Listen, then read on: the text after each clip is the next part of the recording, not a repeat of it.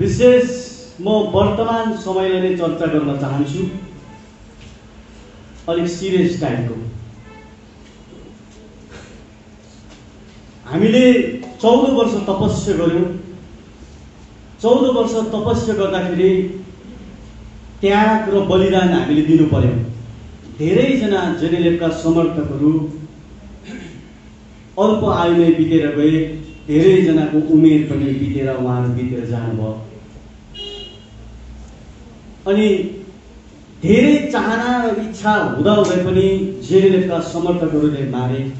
मलाई थाहा छ पैसाको अभाव सबैलाई थियो र छ, तर मान सम्मान र इज्जतलाई बेच्नको लागि त्यो पैसाको अगाडि आफ्नो शरीरलाई कहिले पनि झुकाएन। त्यो त्याग दिएर आजको दिन आइपुग्यो। म खुसी छु जब पार्टीलाई गाह्रो र साह्रो पर्यो, जुन अनुहारहरू मैले त्यति बेला देखेँ, आज पनि त्यही अनुहारहरू देख्दैछु। अनि मलाई विश्वास छ यो पार्टीलाई कठिनाइमा पनि यो अनुहारहरूले निश्चय नै योबाट अगाडि निकालेर जान्छ भन्ने मलाई विश्वास छ।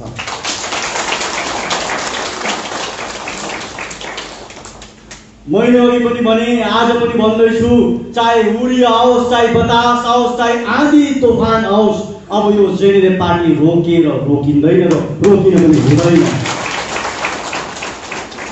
बजारमा अघि नै भन्यो, आनन्दजीले भन्यो 60 करोडको चर्चा छ।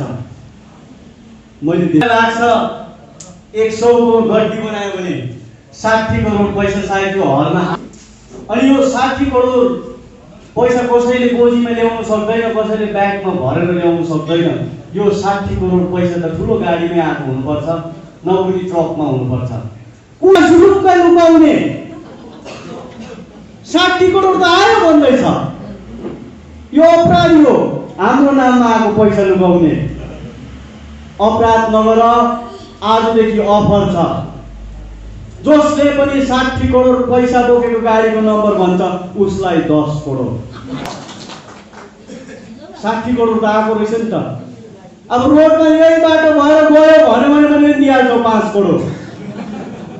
तर कृपया बताइदिनुहोस्, तपाईँले पहिला पनि अपराध गर्नुभयो, आप्पाको गाउँमा रिजोर्ट छ भन्नुभयो, हामीलाई भन्नु भएन। अहिलेसम्म हामीले चालै पाएन। 14 साल भयो यो पार्टी वनवास गएको। भन्दैन त्यति साह्रो अपराध नगरिदिने। 60 करोडमा 10 करोड तपाईँहरूलाई हामी दिइहाल्छौँ। हामीलाई थाहा छ। तपाईँलाई थाहा छ 60 करोड आएको? थाहा छ तपाईँहरूलाई? को अपराधी हो? खोज्नुपर्छ अब यो अपराधीलाई त। आएको कुरो भन्नुपर्छ, तिमीले लुकाउनु हुँदैन। तर हामीलाई थाहा छ यो 2007 देखिको यता जुन प्रकारको दार्जिलिङ पहाडमा राजनीति हुँदैछ त्यसको एउटा अंश हो। जनताको मनबाट र जनताको ध्यान त्रिपक्षबाट भट्काउनुको लागि यो पैसाको कुरा निकालिँदैछ। 60 करोड त के 60 पैसा पनि आएको छैन। यो जनताको ध्यान भट्काउनुको लागि अब यो त्रिपक्षबाट जेनेरेल पार्टी र गठबन्धन पार्टीले फत्ते गर्छ। हाम्रो राजनैतिक भाँडा अब चुरिने हुन्छ भनेर उनीहरूले षड्यन्त्र गरेको हो। अहिले त देशको अध्यय पनि पुगि आयो। आइएस अफसर एआर बर्गनलाई 6 महिनाको लागि लगभग फेब्रुअरीसम्म जिटिएको नयाँ बोर्ड अफ एडमिनिस्ट्रेटर बनायो।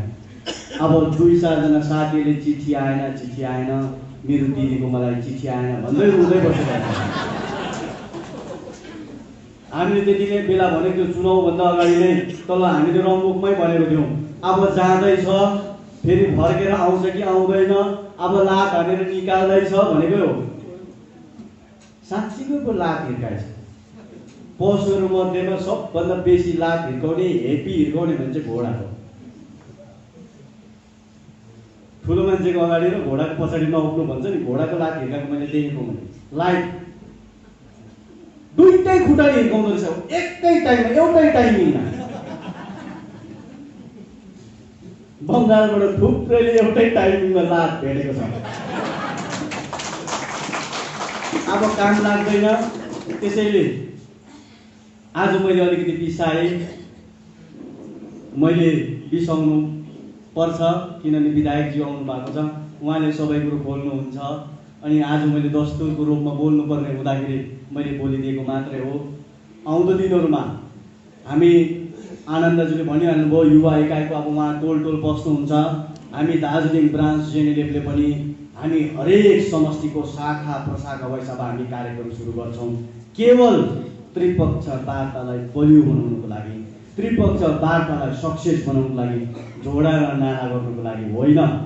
अनि 100 डेज गर्ने साथीहरूलाई अघि भन्नुहुँदै थियो आनन्द दाजुले, तिमीहरूले पनि डिजिएचसीको रोयल्टी खाँदैछौ, ऋण चुकाउनु पर्छ।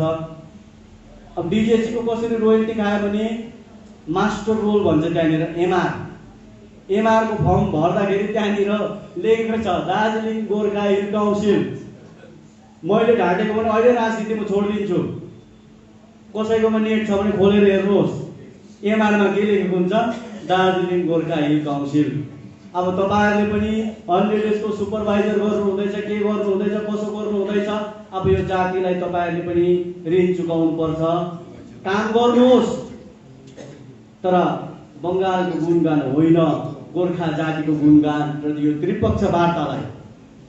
अब म एउटै मात्र कुरा भन्छु, यहाँनिर मान्छेलाई कन्फ्युजन लाउँदैछ। काश्मीरलाई त बोलाएन भन्छ त्रिपक्ष वार्ता बोलाउनुको लागि। काश्मीरलाई समस्या समाधान गर्दा, लद्दाखलाई समस्या समाधान गर्दै गर्दा त्रिपक्ष वार्तामा काश्मीरलाई बोलाएन त किन हामीलाई मात्र बोलाउँदैछ? अब के भयो भन्दाखेरि चाहिँ एउटा जग्गामा डाकुर गएछ अरे, चोर। ती 3 जना डाकु चोर्यो। अब सुन चाँदी पैसा रुपियाँ सबै चोर्यो। बाँड्ने बेलामा एउटा डाकु त सर्ट टोइलेट गएको 2 जनाले पाकपुक बाँडेर 3 जना भाग लागेछ। अब के भयो, आयो आफ्नो भाग देख्यो, त्यो मान्छेलाई चित्त बुझेन। अनि त्यो डाकुले भनेछ अरे यो 2 भाइले घोटाला गर्यो। त्यो फेरि त्यो 2टा डाकुले के भन्यो, यो 1 भाइले घोटाला गर्यो भने। अब डाकु त 3 जना हो नि त चोर्नु गएको त। हाम्रो नजरमा त 3 जना चोर हो, जनताको पैसा चोरेको छ। डाकुको नाम तपाईँलाई थाहा छ। अहिले डाकुले मुख खोल गर्दैछ। यसमा इन्फोर्समेन्ट डाइरेक्टर इडीले पनि यसको छानबिन गर्नु पर्यो। किन यसमा 1700 करोड आयो। एउटा सांसदले भन्दैछ 1700 करोड आयो, काम गरे मलाई थाहा छैन भन्दै चिजो। हेर्नुहोस्, हिजोसम्म एउटा सपना थियो। मैले त्यो गीत बिर्सेँ, अलिकति मात्रै थाहा छ मलाई। हिजो 8 दिनदेखि पहाडबाट त्यो गीत मात्रै चल्दैछ अरे, उडायो सपना भन्दैछ अरे। हिजोदेखि त्यो गीत त्यति मात्रै मलाई आउँदैछ, त्यसको पछिको आएको छैन। त्यति चाहिँ मलाई आइरहेछ। हिजोदेखि जिटिएको चेयरम्यान हुने सपना धेरै उडेको छ, मलाई माया पनि लाग्दैछ। अस्तिको दिनसम्म के भन्थ्यो, अनित थापाले भन्थ्यो दिदीले त मलाई नै जिटिएको चेयरम्यान दिन्छ किनभने मलाई त भानु जयन्तीमा बोलाएको हो। फेरि जोजोले भन्थ्यो मेरो त पाइलट हटाएको छैन, दिदीले मलाई दिन्छ, अनित भाइलाई त होमगार्डको मात्रै ड्युटी दिन्छ भन्छ। फेरि अर्कोले भन्थ्यो कैसे भी करके हम तो लेंगे भन्थ्यो। कैसे भी करके लेंगे भन्दै थियो। उनीहरूको होडबाजी थियो। हिजोदेखि त्यो के भयो, होडबाजी शेष।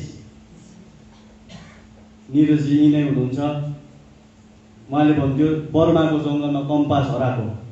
अब हिजोदेखि त पक्का 3 भाइले कम्पास हरायो। 80सम्म त्यो कम्पासले जिटिए मात्रै देखाउँथ्यो क्या, यसो राख्यो त्यहीँनिर जिटिएको चेयरम्यान देखाउने, उता लगेर हेऱ्यो त्यही जिटिएको चेयरम्यान देखाउने। जनतालाई यसरी लट्याउँदै थियो, जनतालाई झोडा दिन्छु नाला दिन्छु भनेर पट्याउँदै थियो। आजदेखि तिम्रो दोकान के भयो, बन्द भयो।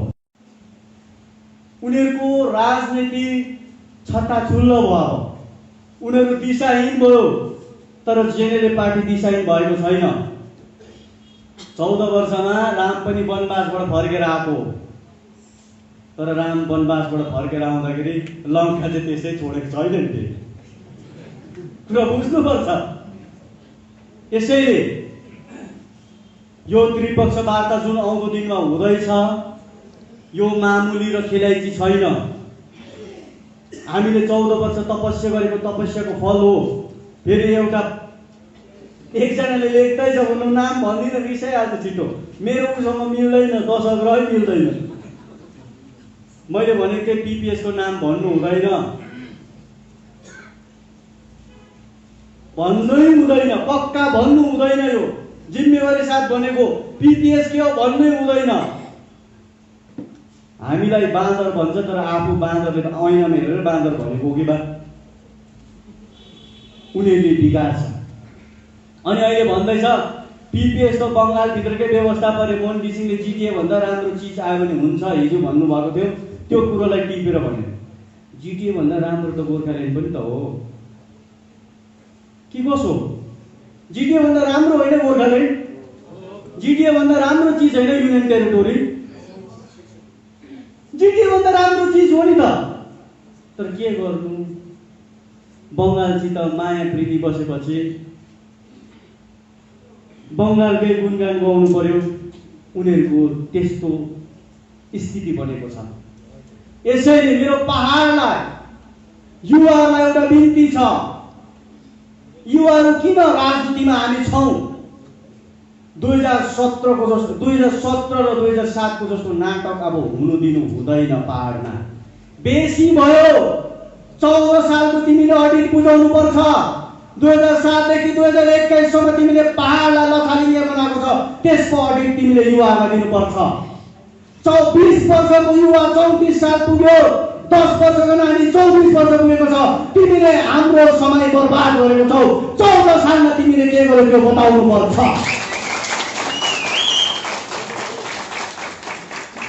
21 सालमा तिमीले सोध्यौ नि, 21 सालमा तिमीले के गर्यौ? हामी बताउन सक्छौ 21 सालमा हामीले के गर्यौ। तिमीले 14 सालमा के गर्यौ तिमीले बताउनु पर्छ। तिमीले तर एउटै काम गर्यौ 14 सालमा, घोटाला। तिमीले यसको पनि अब पर्दाफास हुनुपर्छ। अब जेसुकै होस्, बजारमा अफवाह चल्दैछ, चल्नु दिनुहोस्। बजारको हावा हो त्यो, हावा 2-4 दिनमा शेष हुन्छ। अब दिल्लीबाट त्रिपक्ष वार्ताको लागि चिठी आउनु आँटेको छ। आउँछ चिठी, 100% सल्युसन हुन्छ, किनभने त्यसमा हामी इन्भल्भ छौँ। यहाँनिर त सरकारी ओदा मागेर भन्ने हल्लाइ छ। यो 3 भाइलाई दिइहाल्नु नि, बरु किन चाहिँ हाम्रो मान्छेलाई मैले त बादर दिएको।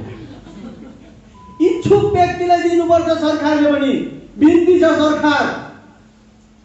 जसले रुचाएको छैन उसलाई घरिघरि पोचार्नु हुँदैन, इच्छुक व्यक्तिलाई दिनुहोस्। मोहन घिसिङज्यूले 4 वटा पोस्ट उहाँले लत्याउनु भएको, एउटा विमल गुरुङलाई दिनुहोस्, एउटा अनित थापालाई, एउटा विनय तामाङलाई दिइहाल्नुहोस्। उहाँहरूलाई स्वर्ग पुगेको जत्तिकै हुन्छ त्यति पायो भने।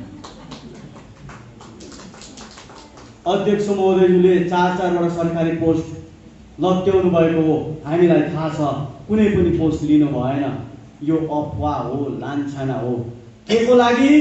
जनताको ध्यान त्रिपक्ष वार्तादेखि हटोस् भनेर। अब हामीले हर्के पनि हेर्यौं, विमल पनि हेर्यौं, विनय पनि हेर्यौं, अनित पनि हेर्यौं। अब एकचोटि अन्तिम मौकाको रूपमा एउटा मौका यो पहाडले मोहन घिसिङलाई दिनुपर्छ। यो पहाडको माग हो। हामीले सबै ट्राई गर्यौं नि त, चारै भाइलाई ट्राई गर्यौं। हर्कबहादुर छेत्रीलाई पनि ट्राई गर्यौं, रोशन गिरीलाई पनि ट्राई गर्यौं, सबै फेल। यो कोभिडको बिमारीमा भ्याक्सिन निकाल्नु साइन्टिस्टलाई गाह्रो परेको। थुप्रै भ्याक्सिनहरु ट्रायलको टेस्ट भयो, त्यो थुप्रैहरु मध्ये 4-5 वटा के भयो, पास भयो। हामीले पनि 4 वटा ट्राई गरेको फेल भयो। अब अन्तिम चोटि मोहन घिसिङलाई हामीले यो पहाडलाई मौका दिनुपर्छ। यो पहाडले मौका दिनुपर्छ, युवाले साथ दिनुपर्छ।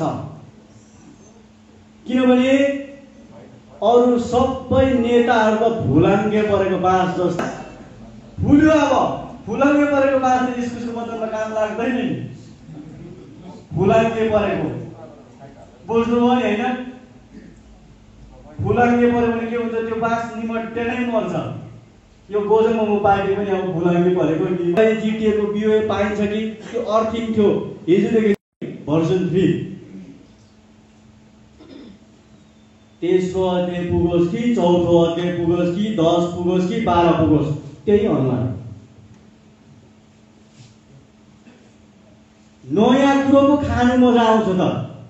होटलमा गएर नयाँ डिस मगाएर महँगो भए पनि चाख्नु मजा आउँछ। मिठो हो कि तितो हो आफूलाई थाहा हुँदैन। चाख्नु पर्यो नयाँ चिज अनि मजा आउँछ। हर्कबहादुरको अनुहारै भन्नुहोस्, चाहे विमल गुरुङको भन्नुहोस्, चाहे अनित थापाको भन्नुहोस्, चाहे विनय तामाङको भन्नुहोस्, नयाँ सोच भन्नुहोस् कि नयाँ विचार भन्नुहोस्, जे सुके गर्नुहोस्, पहाडले युज एन्ड थ्रो भएको व्यक्तिहरू होइन। तिमीले अहिले नयाँ सोच र नयाँ विचार 2 लाइन लेख्दैमा तिम्रो बेहोरा बदलिँदैन। तिम्रो बेहोरा पहाडले चाल पाएको हो। अहिले त उनीहरू आफै चिथार हुँदैछ। चिथार हुँदै छैन। पैसा खायो, यसले खायो, करोड खायो, व्यापक भ्रष्टाचार भयो। हामीले पहिला पनि भनेको सत्य कुरा हामीले भनेको थियौँ। सत्य कुरो उनीहरूले लुकाउन सकेन। अहिले के भन्दैछ? विमल गुरुङको टाइममा भ्रष्टाचार भयो भन्दैछ एउटाले भन्दैछ विनय तामाङको टाइममा भएको छ भन्दैछ। फेरि अर्कोले भन्दैछ अनित थापाको टाइममा भ्रष्टाचार भयो जिटिएमा भन्दैछ। कुरा बुझ्नुभयो? पुरा जिटिएमा नै के भयो? भ्रष्टाचार भयो। विधायक महोदयज्यू हुनुहुन्छ यहाँनिर, उहाँलाई निवेदन छ, राज्यपाल महोदयज्यूले एउटा आशा जगाउनु भएको छ पहाडको जनतामा, म जिटिएको भ्रष्टाचारमाथि सिएजी अडिट गराउँछु भनेर।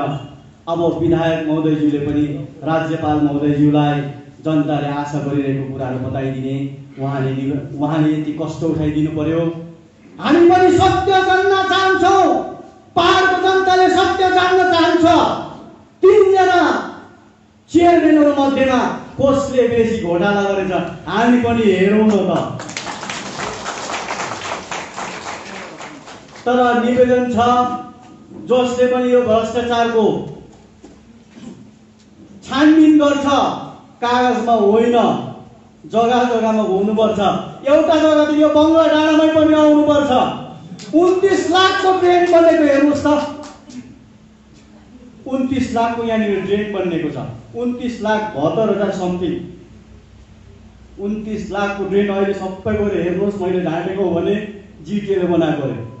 यहाँ पहिल्यै ड्रेन थियो, अलिकति लिप लाप गरेको। मैले अघि हेरेँ विनय तामाङले त्यसै त भनेको होइन रहेछ। उनीहरूको त त्रिपक्ष वार्ता गरेन त, हाम्रो मात्रै किन त्रिपक्ष वार्ता भन्दैछ? हुस्सुहरू उनीहरू, पट मूर्खहरू। राजनीतिमा यस्तो हुस्सु हुँदैन। काश्मीरको त डिमोसन हुँदै थियो, लद्दाखको प्रमोसन हुँदै थियो। काश्मीरलाई राज्यदेखि डिमोसन गरेर युनियन टेरिटोरी, लद्दाखलाई लद्दाख अटोनोमस काउन्सिलदेखि बढोत्तरी गरेर युनियन टेरिटोरी बनाउने। अनि सेम भएन। अनि लद्दाखको कसरी उगार्जन हुन्छ? काश्मीर हुँदैन नि त। लद्दाखको गार्जन नभएको कारणले गर्दा। लद्दाखको गार्जन भने पनि मालिक भने पनि काश्मीरको मालिक, गार्जन भने पनि सिङ्गो सेन्ट्रल भएको कारणले गर्दा सेन्ट्रलले सिङ्गो निर्णय लिएको हो। तर दार्जिलिङको परिप्रेक्ष्य अलिकति भिन्नै छ। 1954 देखि हामीलाई बङ्गालको गार्जनसिपमा दार्जिलिङलाई हालेको। मालिक त दिल्ली हो नि त। अब यो पालि गार्जनलाई पनि एकपल्ट सोध्नु पर्यो, यत्रो साल त तिमीले राख्यौ, ठिकसँग राखेन रहेछौ, माथि त पहाडको मान्छे मानेनौ, अब के गरौँ? यसो त गर्नु भन्नु पर्यो नि त। 10 दिनको लागि त बोलाउनु पर्यो। यसैले यो त्रिपक्ष वार्ता चाँडै हुन्छ। हामी यो त्रिपक्ष वार्ताको शुभ सन्देशलाई गाउँ टोल पुर्याउँ भन्दै मेरो भनाइलाई यही शेष गर्न चाहन्छु।